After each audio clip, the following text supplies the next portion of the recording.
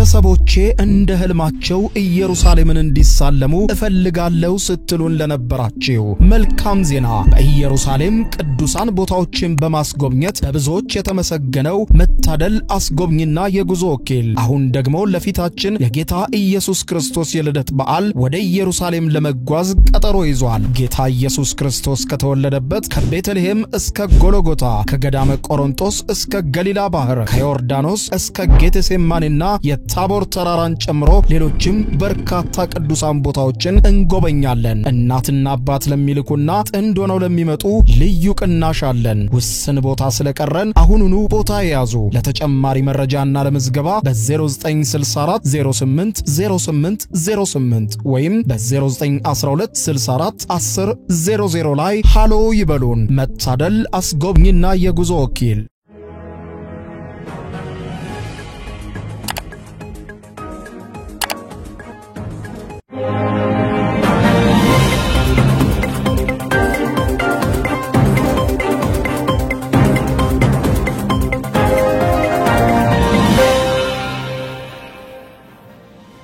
ተናስተልን ክብራትና ክብራን የዩቲዩብ ቻናል ቤተሰቦች የሰዓቱን አጫጭር 3 መረጃዎች ይዤ ቀርብ ያለው እስከ ፍጻሜ አብራችሁን ቆዩ።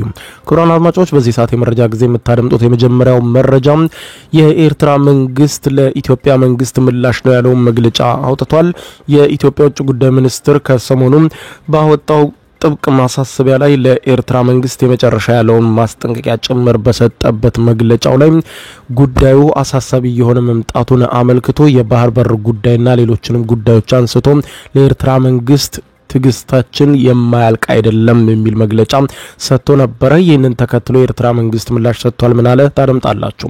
በሌላ በኩል ክቡራን አድማጮች በትግራይ ክልል የሚንቀሳቀሱ ተቋሚ የፖለቲካ ፓርቲዎችም አሳሳቢ ነው ያሉትን ጉዳይ በመጥቀስ አስቸኳይ መግለጫ አውጥተዋል። በትግራይ ክልል የሚንቀሳቀሱ ፓርቲዎች ያወጡት መግለጫ ምንድነው የምታደምጡት ሌላኛው ጉዳይ ነው። በሌላ በኩል ደግሞ ክቡራን አድማጮች ፍልስጤማውያንን ብቻ የጫነ አንድ ግዙፍ አውሮፕላን ከየት እንደተነሳ በማይታወቅ ሁኔታ በድንገት በደቡብ አፍሪካ አርፏል። ይህንን ተከትሎ የሀገሪቱ መንግስት ለ10 ሰዓታት ያክል መንገደኞቹን ከአውሮፕላኑ ሳያስወርድ አውሮፕላኑን በዚያው አቁሞት ቆይቷል። እንዲሁም የሀገሪቱ ፕሬዝዳንት ራማፎዛ መግለጫ ሰጥተዋል። በአውሮፕላኑ ላይና እንዴት ሊመጣ ቻለ የሚለው ላይ ምርመራ ያደረግን ነው ሲል ገልጿል። ጉዳዩን በተመለከተ መገናኛ ብዙሃን አነጋጋሪ አድርገውታል። እስከ ፍጻሜ ቆዩ። እነዚህን ያስተዋውቅኳችሁና ሌሎችንም በርከት ያሉ መረጃዎችን ታደምጣላችሁ። አብረን እንከታተለው። በቅድሚያም በትግራይ ክልል የሚገኙ ፓርቲዎች ዳግም የጦርነት ስጋት እያጠላ እንደሚገኝ በመጠቆም መግለጫ አወጡ።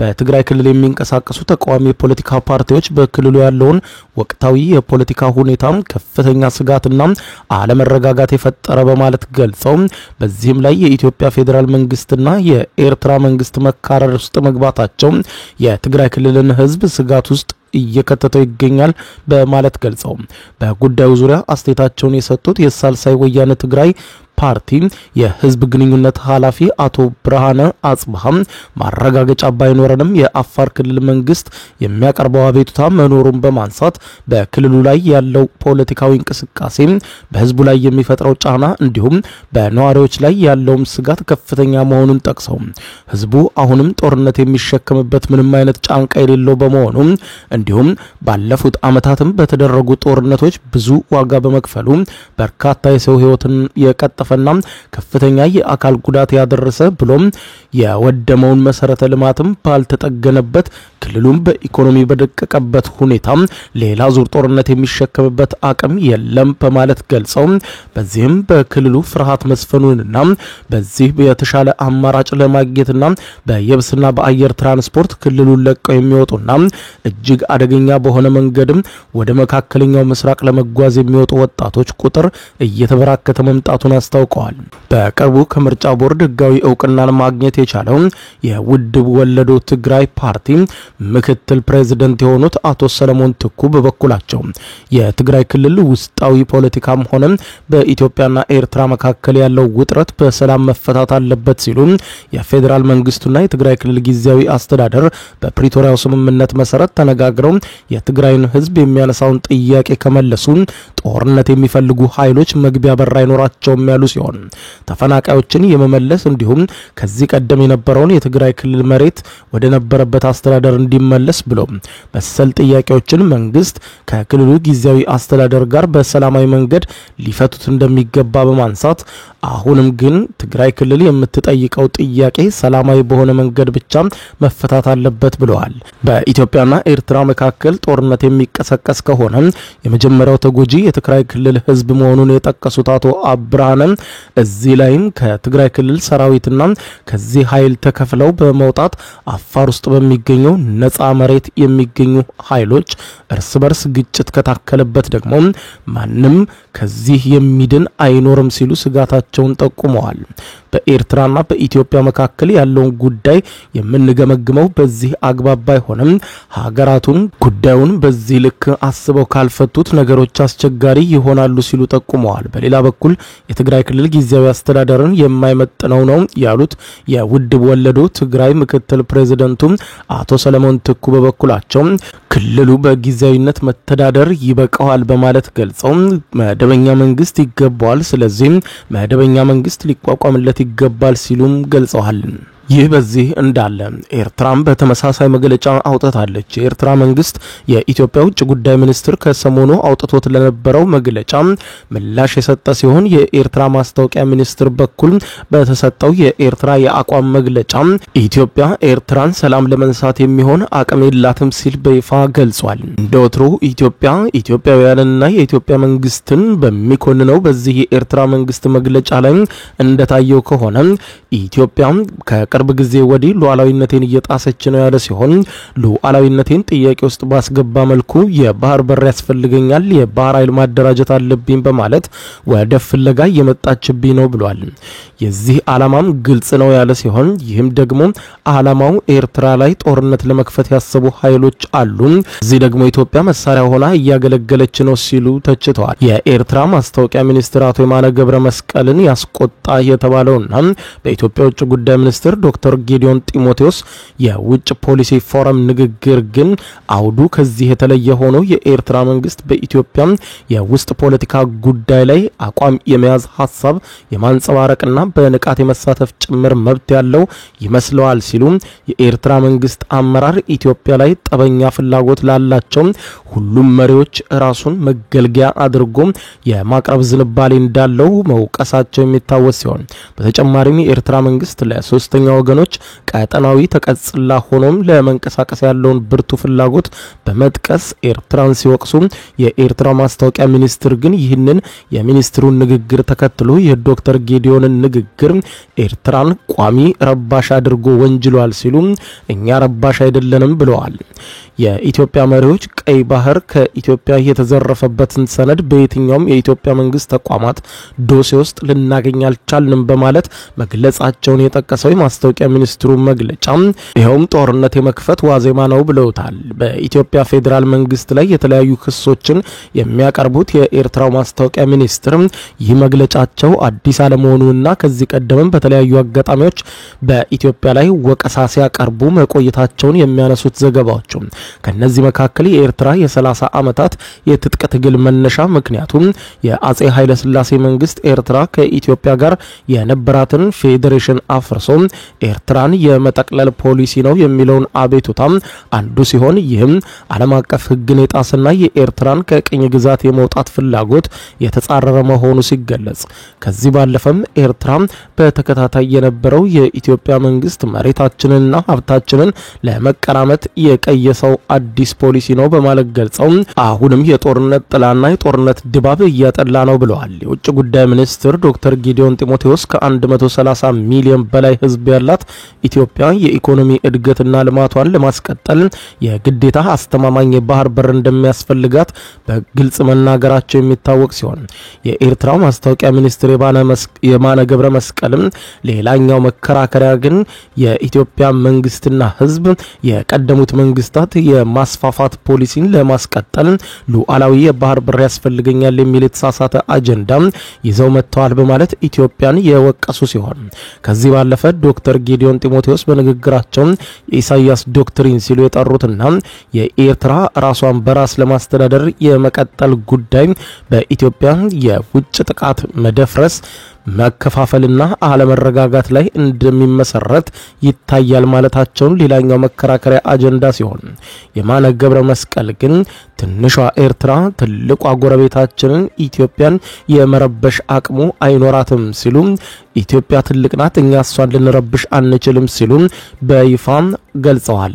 በሌላ ዜና በደቡብ አፍሪካ ፊሊስጤማውያንን ብቻ የጫነ አውሮፕላን መምጣቱን ተከትሎ ይህንን ጉዳይ ሚስጥራዊ ነው ስለዚህም ምርመራ አደርግበታለሁ ስትል ደቡብ አፍሪካ አስታወቀች። የደቡብ አፍሪካ ፕሬዝዳንት ሲሪል ራማፎዛ 153 ፊሊስጤማውያንን ጭኖ ወደ ደቡብ አፍሪካ የገባውን የኪራይ አውሮፕላን ሚስጥራዊ አመጣጥን በተመለከተ ምርመራ እንደምታካሂድ የገለጹ ሲሆን ፊሊስጤማውያኑን የጫነው አውሮፕላን ኦአር ታምቦ ዓለም አቀፍ አውሮፕላን ማረፊያ ሲደርስ እንዳይገባ ተከልክሎ የነበረ ሲሆን ተሳፋሪዎቹም ለ10 ሰዓት ያክል በአውሮፕላን ውስጥ ሆነው መውረድ ሳይችሉ ቆይተዋል። ይህ እርምጃ ተወስዶ የነበረው ተሳፋሪዎቹ ፓስፖርታቸው ላይ የጉምሩክ የመውጫ ማህተብ ስላልነበራቸው እንደሆነ የሀገሪቱ ባለስልጣን ተናግረዋል። በሀገር ውስጥ የበጎ አድራጎት ድርጅት ጣልቃ ገብነት እንዲሁም በመንግስት ርህራሄ የተነሳ ኋላ ላይ አብዛኞቹ ወደ ደቡብ አፍሪካ እንዲገቡ የተፈቀደላቸው ፕሬዝዳንቱ ራማፎዛ ገልጸዋል። አሁንም ቢሆን ግን ከጋዛ የተነሱትና ደቡብ አፍሪካ የደረሱበትን ሁኔታ አጠራጣሪ ነው በማለት ገልጸው እስራኤልና ሐማስ በጋዛ ጦርነት ላይ በነበሩበት ወቅት ደቡብ አፍሪካ ለፊሊስጤማውያን ጥያቄ አጋርነቷን ስታሳይ ቆይታለች። አሁን ከፊሊስጤማውያኑ ጋር ችግር የለብንም፣ ግን እንዴት አንድ ሙሉ አውሮፕላን ፊሊስጤማውያንን ጭኖ በዚህ ሰዓት ሊመጣ ቻለ? ይህን ጉዳይ ከማጣራት ግን ወደ ኋላ አንልም ብለዋል። ፕሬዝዳንት ራማፎዛ ተሳፋሪዎቹ በሆነ ሚስጥራዊ መንገድ በናይሮቢ በኩል አልፎ ወደ ደቡብ ሱዳን በበረረ አውሮፕላን ላይ ተጭነዋል ሲሉ መናገራቸውን ኒውስ 24 ዘግቧል። የጋዛ መተላለፊያዎችን የሚቆጣጠረውና የእስራኤል ጦር አካል የሆነው ኮጋት ባወጣው መግለጫ ነዋሪዎቹ የጋዛ ሰርጥን ጥሰው የወጡት ኮጋት ከሚገኘው ሶስተኛ ሀገር ፈቃድ ካገኘ በኋላ ነው ብለዋል። ተቀባይ የተባለው ሀገር የቱ እንደሆነ ግን አልተጠቀሰም። በደቡብ አፍሪካ የሚገኘው የፊሊስጤም ኤምባሲ እንደሚገልጸው የተሳፋሪዎች ቡድን ከእስራኤል ራሞን አየር ማረፊያ ተነስቶ በኬንያ መዲና ናይሮቢ በኩል በሯል ተብሏል። ደቡብ አፍሪካ የደረሰው ምንም አይነት መልእክት አስቀድሞ ሳይልክና ዝግጅት ሳይደረግ እንደሆነ አመልክተዋል። ኤምባሲው ባወጣው መግለጫ ያልተመዘገበና አሳሳች ድርጅት በጋዛ የሚገኙ ሰዎችን አሳዛኝ ሰብአዊ ሁኔታ መዝብሯል፣ ቤተሰቦችንም አታሏል፣ ከነርሱ ገንዘብ ሰብስቧል፣ እንዲሁም ኢመደበኛ በሆነና ኃላፊነት በጎደለው መልኩ ጉዟቸውን አመቻችቶ አምጥቷል ብለዋል። ቢቢሲ የአውሮፕላኑን በረራ በተመለከተ የኬንያ መንግስትን አስተያየት ጠይቋል። የደቡብ አፍሪካ ባለስልጣናት እንደሚናገሩት ከተሳፈሩበት 153 ሰዎች ውስጥ 23 ያህሉ ወደ ሌላ መዳረሻ በረዋል። ቀሪዎቹ 130 ሰዎች ደግሞ ደቡብ አፍሪካ እንዲገቡ ተፈቅዶላቸዋል። ራማፎዛም በጆሃንስበርግ በተካሄደው አንድ ሁነት ላይ ልንመልሳቸው አንችልም ሲሉ መናገራቸውን ኒውስ 24 ዘግቧል። ምንም እንኳን አስፈላጊውን ሰነድና ወረቀት ባይኖራቸውም እነዚህ ሰዎች በጦርነት ከታመሰች ሀገር የመጡ ናቸው ብለዋል። በተጨማሪም ፕሬዝዳንቱ መንግስታቸው ስለ ጉዳዩ ተገቢውን ምዘና አድርጎ የተፈጠረው ምንድነው እንዲሁም ጉዳዩን እንዴት አሁን ላይ ያለበት ሁኔታ ላይ ደረሰ የሚለውን ለህዝብ እንደሚያሳውቅ መግለጻቸውን የደቡብ አፍሪካዊ ቴሌቪዥን ጣቢያ ኤስኤቢ ዘግቧል። የሀገር ውስጥ ጉዳዮች ሚኒስትር የሆኑት ሊዮን ሽራይበር በበኩላቸው ሁሉም ተጓዦች ትክክለኛ ፓስፖርት አላቸው፣ አሁን ላይ አንዳቸውም የጥገኝነት ጥያቄ አላቀረቡም ብለዋል። ጊፍት ኦፍ ዘ ጊቨርስ የተሰኘው የደቡብ አፍሪካ የበጎ አድራጎት ድርጅት ደግሞ ለፊሊስጤማውያኑ መጠለያና ምግብ እንደሚያቀርብ በይፋ ገልጿል። የሀገሪቱ የሲቪል ማህበረሰብ ድርጅቶች ፊሊስጤማውያኑን ከጋዛ የተነሱበትን ሁኔታና የአውሮፕላን የጉዞ መስመርን በተመለከተ ምርመራ እንዲካሄድ ጠይቋል። ከተጓዦቹ አንዱ የሆነው ፊሊስጤማዊ ለደቡብ አፍሪካው ኢኤንኤሲ ቴሌቪዥን ሲናገር ሰላም፣ ህግና ፍትህ አለባት ሲል ወደ ገለጻት ደቡብ አፍሪካ በመምጣቱ እረፍት እንደተሰማው ተናግሯል። ከባለቤቱና ሁለት ልጆቹ ጋር የተጓዘው አንድ ሰው ደግሞ የመጣነው በየዕለቱ ሞት ከምንጋፈጥበት ጋዛ ነው። ከሁለት ዓመቱ ጦርነትም ተርፈናል። እዚህ በመሆናችን ደግሞ እድለኝነት ይሰማናል ሲል ገልጿል። ክቡራን አድማጮች ለሰዓቱ ብታደምጧቸው መልካም ናቸው ያልኳቸው አጫጭር መረጃዎች የሰማችኋቸው ናቸው። ከሰዓታት በኋላ በሌላ መረጃ ተመልሰን እስከምንገናኝ በያለንበት የዓለም ዳር ቸር ቆይ። የዩቲዩብ የስኬት ሚስጥሮችን በዝርዝር የያዘው የአቤል ብርሃኑ የወይኗ ልጅ መጽሐፍ ሁለተኛ እትም በገበያ ላይ። ዩቲዩብ ለመጀመር በአጭር ጊዜ ስኬትን ለመቀዳጀት አስበዋል? ዩቲዩብ ብጀምር ስንት ብር አገኘሁም ብሎ አስበዋል? እንግዲያውስ በዩቲዩብ 2 የወርቅ 3 የብር ሽልማቶችን ያገኘው የአቤል ብርሃኑ የወይኗ ልጅ የዩቲዩብ ሚስጥሮች መጽሐፍ በዝርዝር ሁሉንም ያብራራሉታል። ዛሬውኑ ገዝተው ህልሞን እውን የሚያደርጉበትን የዩቲዩብ የስኬት መንገድ ይጀምሩ። በሀገር ቤት አከፋፋይ አዲስ አበባ ሜክሲኮ ኮሜርስ መጽሐፍት መደብ።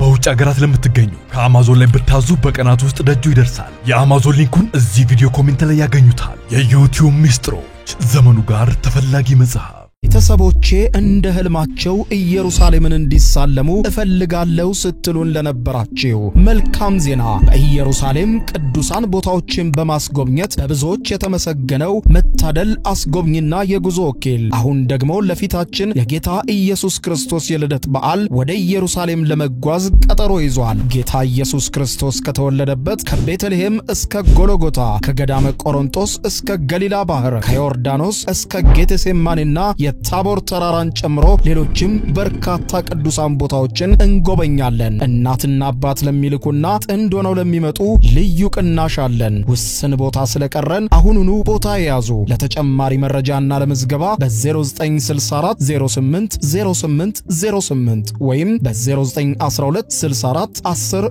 00 ላይ ሃሎ ይበሉን። መታደል አስጎብኝና የጉዞ ወኪል